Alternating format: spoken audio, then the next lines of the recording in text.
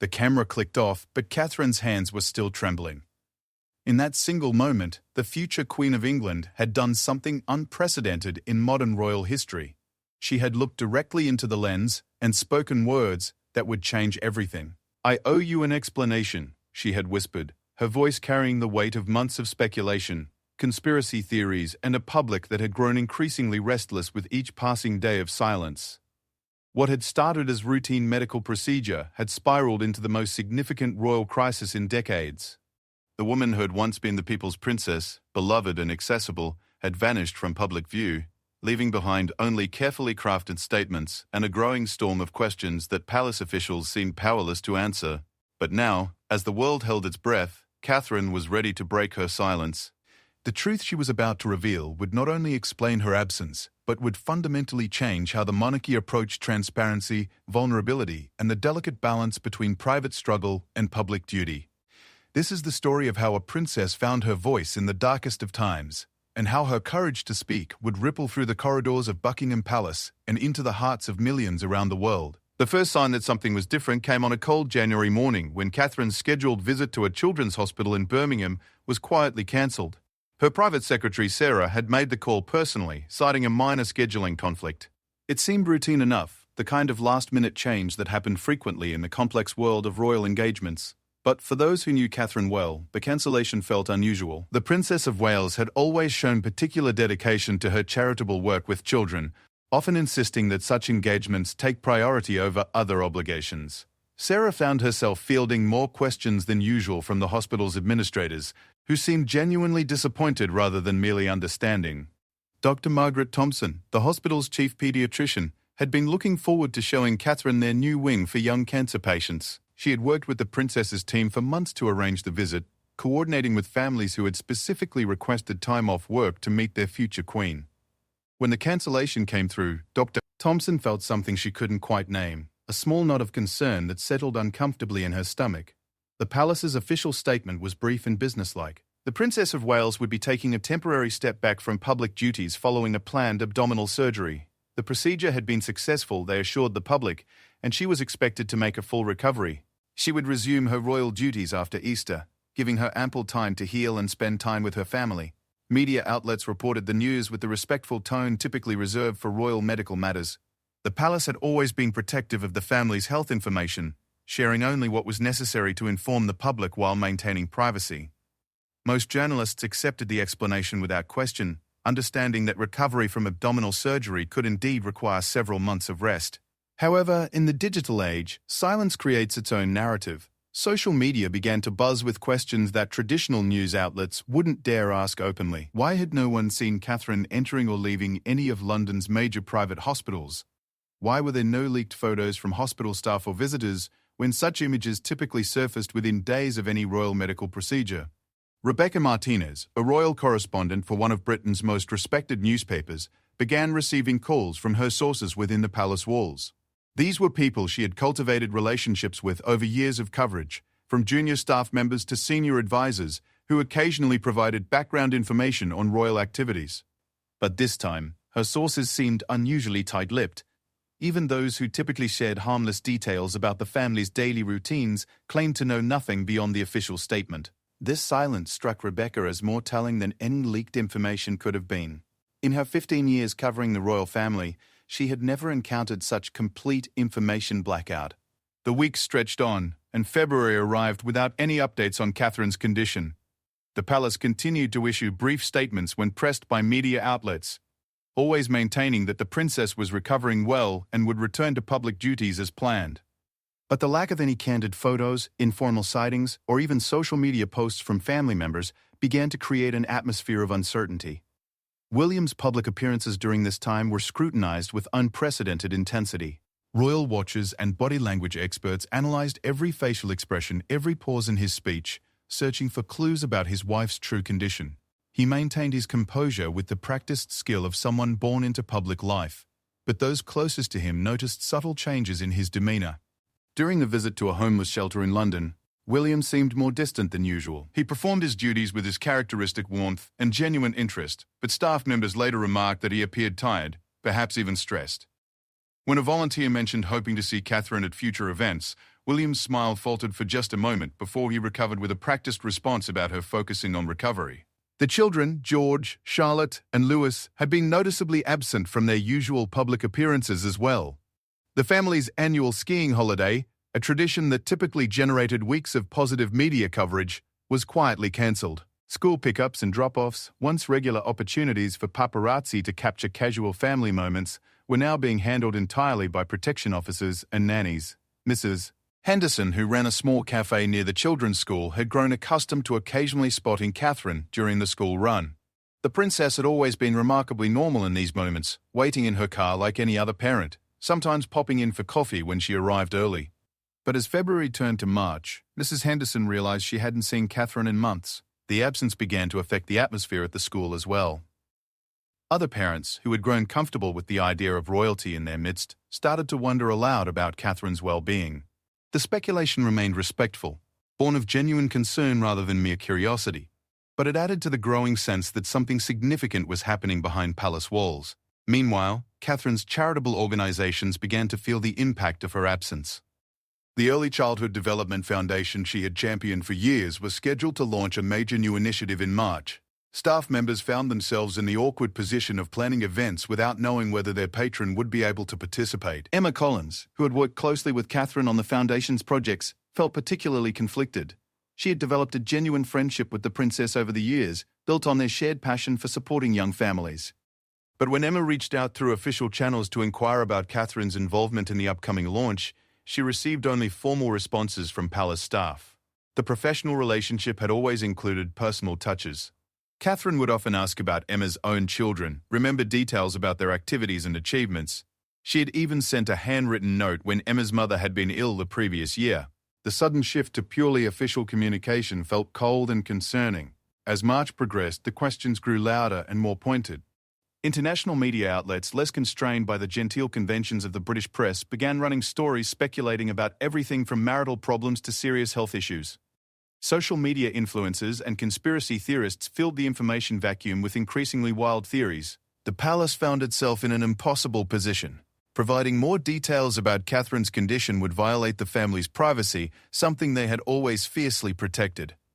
But maintaining silence was allowing speculation to grow beyond their control, potentially damaging both Catherine's reputation and the monarchy's credibility. Senior advisors held multiple emergency meetings throughout March, debating how to handle the growing crisis. Some argued for releasing additional medical information to quiet the speculation. Others insisted that giving in to public pressure would set a dangerous precedent, opening the door for increased scrutiny of the family's private lives. Queen Camilla, who had developed a close relationship with Catherine over the years, became increasingly concerned about the situation's impact on both the immediate family and the institution of the monarchy. During private conversations with Charles, she expressed worry that the silence was creating more problems than it was solving. The international implications were also becoming apparent. Commonwealth countries, where Catherine was particularly popular, were seeing increased Republican sentiment as people questioned the monarchy's transparency. Republican groups in Australia and Canada used Catherine's absence as evidence that the royal family was out of touch with modern expectations of public accountability. By late March, with Easter approaching and Catherine's promised return date looming, the pressure had reached a breaking point. Palace staff reported receiving hundreds of calls daily from media outlets around the world. The official social media accounts were flooded with comments demanding updates on the princess's condition. William faced increasing pressure during his public appearances to provide more information about his wife's well-being. During a visit to a veterans centre, a former serviceman directly asked him how Catherine was doing, creating an awkward moment that was captured by every camera present. William's response, while gracious, was noticeably evasive, further fueling speculation about what the family was hiding. The situation reached a critical point when aerial photographs emerged showing the grounds of their country home, with no signs of activity or presence. Long-lens photographers had camped outside their various residences for weeks, hoping to catch a glimpse of Catherine, but their vigil had yielded nothing. As Easter weekend arrived, bringing with it Catherine's self-imposed deadline for returning to public duties, the palace faced an unprecedented crisis of public trust. The silence that had been intended to protect the princess's privacy had instead created a storm of speculation that threatened to overwhelm everything the royal family had worked to build. The decision about what to do next would require courage, vulnerability, and a willingness to break with decades of royal tradition. It was a decision that would ultimately rest with Catherine herself, if she was indeed well enough to make it. The conversation that would change everything began on a quiet Tuesday evening in early April at Adelaide Cottage. Catherine sat across from William in their private sitting room, the same space where they had shared countless intimate discussions about their future, their children, and their roles within the monarchy. But tonight felt different, weighted with decisions that would affect not just their family but millions of people around the world. Catherine had been home for weeks now, recovering not just from surgery but from something far more complex and frightening. The routine procedure that had been announced to the public had revealed something unexpected, something that had turned her world upside down and forced her to confront mortality in a way she never had before. The doctors at the London clinic had been cautiously optimistic from the beginning. Dr. Joe Valla, Sarah Williams, Catherine's longtime physician, had explained that while the discovery during surgery had been unexpected, early intervention often led to successful outcomes. But the word that had hung in the air, unspoken but present in every conversation, was one that Catherine had never imagined would apply to her at 42 years old. Cancer. The diagnosis had come as a shock not just to Catherine, but to everyone in her inner circle. She had felt well before the surgery, active and engaged with her royal duties and family life. The abdominal discomfort that had led to the procedure had seemed minor, the kind of issue that could be quickly resolved and forgotten. But as she lay in her hospital bed in those first days after the operation, listening to Dr. Williams explain the pathology results and the treatment plan that would follow, Catherine had felt as though she was hearing about someone else's life. The woman who had always been so composed, so ready to face any challenge that came with her royal role, found herself struggling to process this most personal of battles. William had been by her side through every conversation with the medical team, his own shock and fear carefully controlled but visible to someone who knew him as well as Catherine did. They had faced public scrutiny, media storms, and the constant pressure of their royal positions together, but this felt different. This was something that all their training and preparation had never equipped them to handle. The decision to keep the diagnosis private had not been made lightly. In those early weeks after the surgery, as Catherine began the first rounds of preventative chemotherapy, the palace communications team had worked overtime to maintain the fiction that she was simply recovering from a routine procedure. The treatments had been more difficult than anyone had anticipated. Catherine, who had always prided herself on her physical fitness and energy, found herself exhausted by activities that had once seemed effortless. The nausea, the fatigue, and the emotional weight of the diagnosis had left her feeling like a shadow of herself. During those long weeks at home, she had watched from a distance as speculation about her absence grew increasingly wild and hurtful. Social media had become a place she could no longer visit, filled with conspiracy theories that ranged from the merely incorrect to the deeply cruel. Some suggested she was hiding cosmetic surgery, others claimed she was in rehab, and still others invented elaborate stories about marital problems and family drama. The children had been told the truth in terms they could understand, but protecting them from the public speculation had become increasingly difficult. George, at 10, was old enough to overhear conversations and ask probing questions. Charlotte and Louis, younger but equally perceptive, had noticed the change in their family's routine and their mother's frequent fatigue. One evening in late March, as Catherine helped Charlotte with her homework, her daughter had asked innocently when Mummy would start doing her princess work again. The question had brought tears to Catherine's eyes, not because she was sad, but because she realized how much she missed the work that had become such a central part of her identity. Her charitable organizations were suffering in her absence, not because they lacked capable leadership, but because her personal involvement had been such a driving force behind their success. The early childhood development initiative she had worked on for years was proceeding without her, but staff members reported that donors and partners were asking pointed questions about her continued involvement. Emma Collins from the Foundation had been particularly persistent in her attempts to reach Catherine directly. Through mutual friends outside the palace structure, Emma had tried to convey her personal concern and support, but the protective walls around the royal family had made such communication impossible.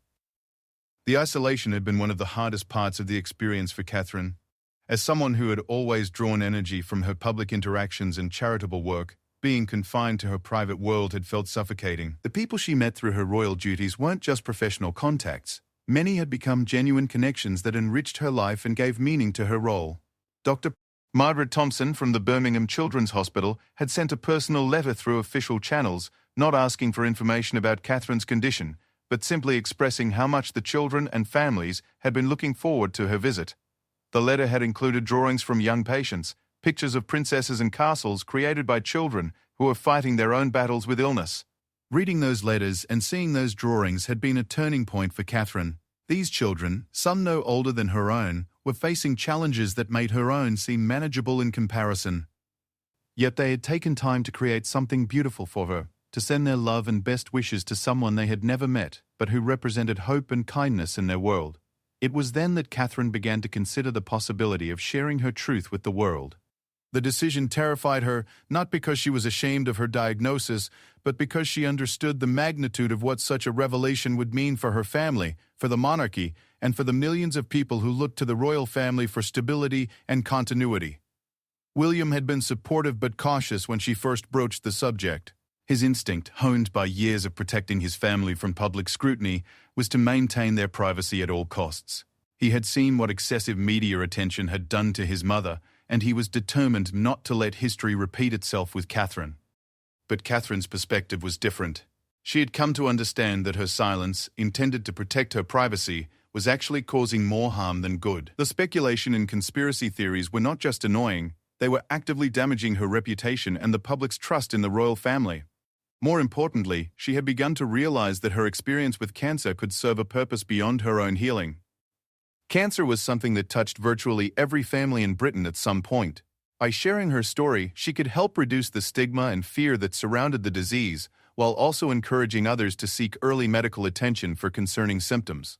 The conversations with her medical team had been encouraging.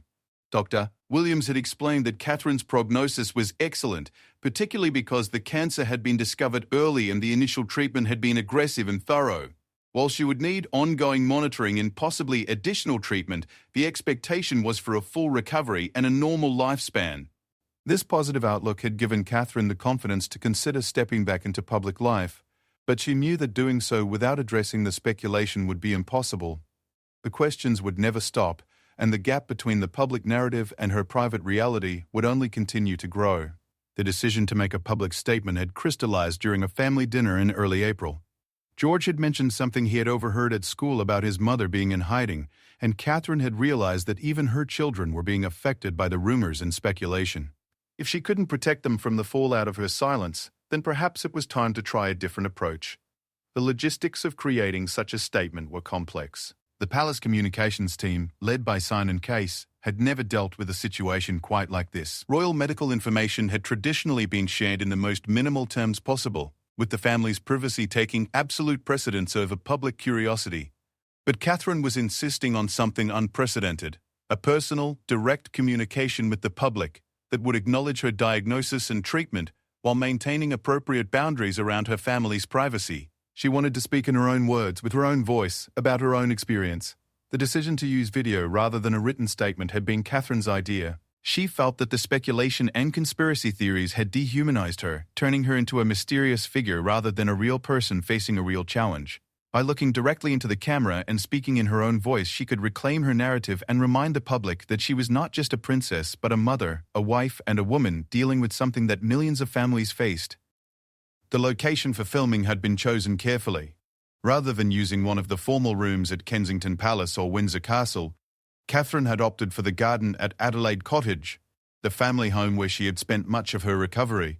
The setting was intimate and personal, suggesting the private conversation she wanted to have with the public. The writing process had been collaborative but deeply personal. While palace communications staff provided technical advice and helped ensure that the statement would be appropriate for official release, the words were Catherine's own. She had spent hours crafting each sentence, wanting to strike the right balance between honesty and privacy, between vulnerability and strength. As she prepared for the filming, Catherine understood that this single statement would mark a turning point not just in her own life, but in the relationship between the royal family and the British public. She was about to break decades of precedent by sharing something deeply personal and frightening, trusting that her honesty would be met with understanding and support rather than exploitation and judgment. The morning of the filming dawned bright and clear, as if nature itself was cooperating with Catherine's decision to finally tell her truth. She had barely slept the night before, not from anxiety about her health, but from the weight of knowing that in a few hours she would share something with the world that she had barely been able to say aloud to her closest family members. William had woken early and found her in the kitchen, already dressed and nursing a cup of tea that had long since gone cold. He wrapped his arms around her from behind, and they stood together in comfortable silence, both understanding the magnitude of what lay ahead. Their children were still sleeping upstairs, blissfully unaware that their mother was about to make history. The film crew from the BBC had arrived at Adelaide Cottage at dawn, working quietly to set up their equipment in the garden. Catherine had specifically requested a small team, people she had worked with before and trusted to handle such a sensitive moment with the discretion and respect it deserved. The director, James Mitchell, had covered royal events for over a decade and understood the delicate balance between public interest and personal dignity. As Catherine walked through her garden that morning, touching the flowers that were just beginning to bloom with spring's arrival, she thought about all the people who would see her message. She thought about the children in Dr. Thompson's hospital ward, about Emma Collins and the foundation staff who had been loyally waiting for her return, about the countless families dealing with their own cancer diagnoses who might find some comfort in knowing they were not alone. The decision to film outside had been purposeful. Catherine wanted people to see her as she truly was in this moment, not hidden behind the formal trappings of royalty, but standing in natural light, surrounded by life and growth and renewal. The garden represented hope, the promise that even in the darkest seasons, spring would eventually come. The makeup artist had worked carefully to help Catherine look her best while maintaining the naturalness she wanted to convey. The chemotherapy had taken some toll, subtle changes that only those closest to her would notice, but she was determined not to appear as a victim. This was not a plea for sympathy, but an honest conversation between friends. When it came time to begin filming, Catherine felt a calmness settle over her that surprised everyone, including herself. For months, she had been living with the burden of keeping this secret, of managing other people's expectations while dealing with her own fears and uncertainties. Now, finally, she was about to lift that weight and share it with the people who had supported her throughout her years in public life. She had practiced the words, but she had decided not to read from a script. This needed to be authentic, a genuine conversation with the camera that would translate into a genuine conversation with every person who watched. She thought of it as speaking to one person at a time, as if she was sitting across from each viewer in their own living room. I wanted to take this opportunity to say thank you personally for all the wonderful messages of support and for your understanding while I've been recovering from surgery, she began, her voice steady but warm. It has been an incredibly tough couple of months for our entire family, but I've been surrounded by love and support from William and our children, which has been incredibly important to me.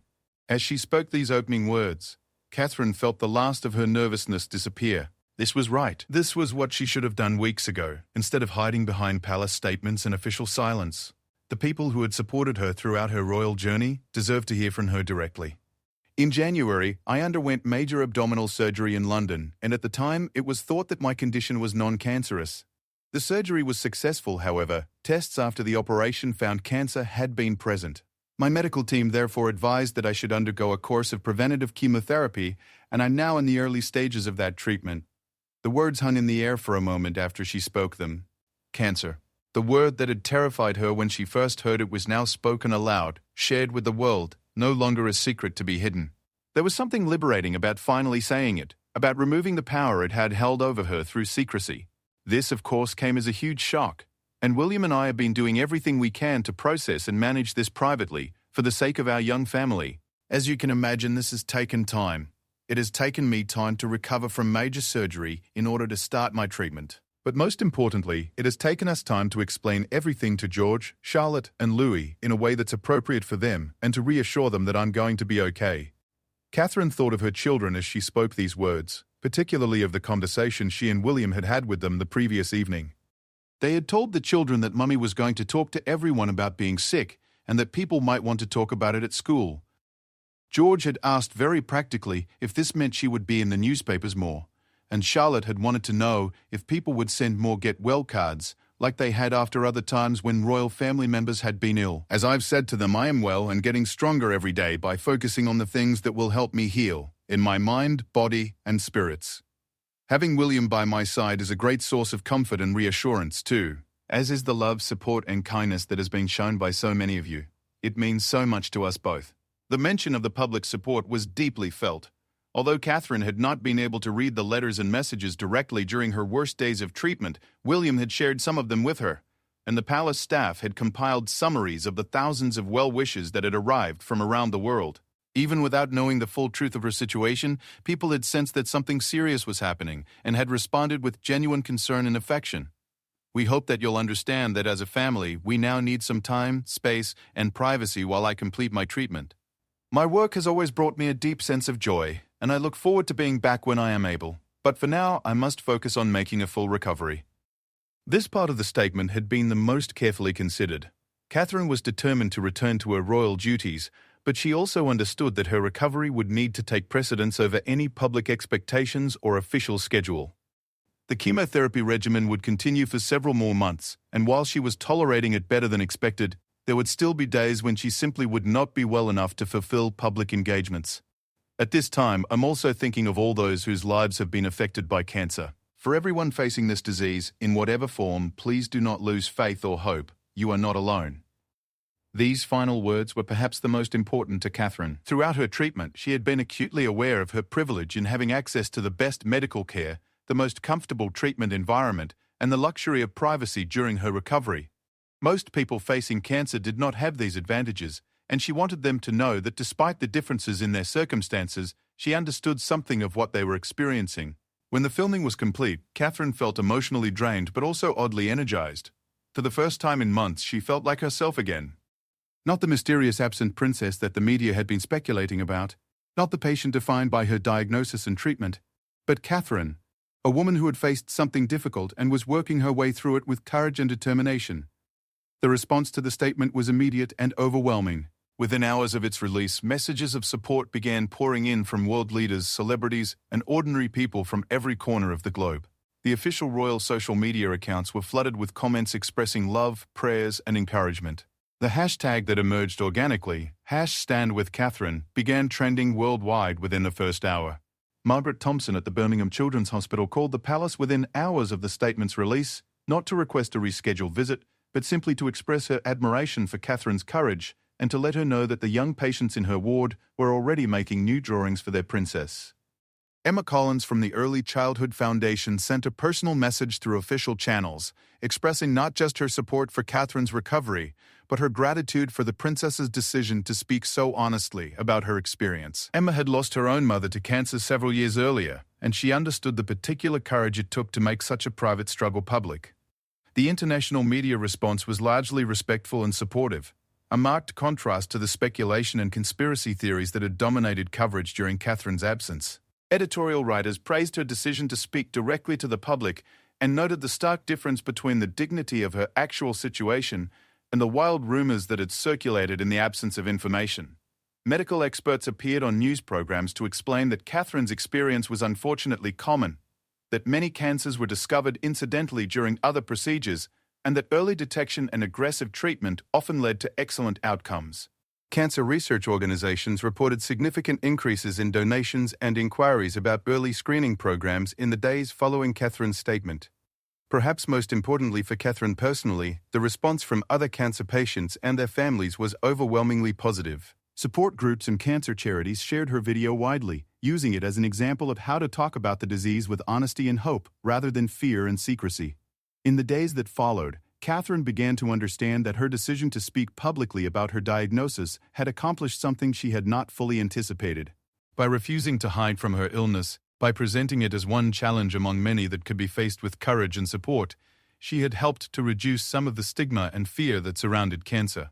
The palace announced that while Catherine would not return to a full schedule of public engagements until her treatment was complete, she would gradually resume some of her most important work as her health allowed. The Early Childhood Foundation would continue its planned initiatives with her involvement as appropriate, and her other charitable organizations could begin planning for her eventual full return. Most importantly, Catherine had reclaimed control of her own narrative. No longer would she be defined by speculation and rumor. She had chosen to trust the public with her truth, and they had responded with the compassion and support that made her role as their future queen not just bearable, but meaningful. As she tucked her children into bed that night, George asked her if she felt better now that everyone knew she had been sick. Catherine considered the question carefully before answering. She did feel better, not because her medical situation had changed, but because she no longer had to carry the burden of secrecy. She could face her recovery with the support and understanding of the people she served, and that made all the difference in the world.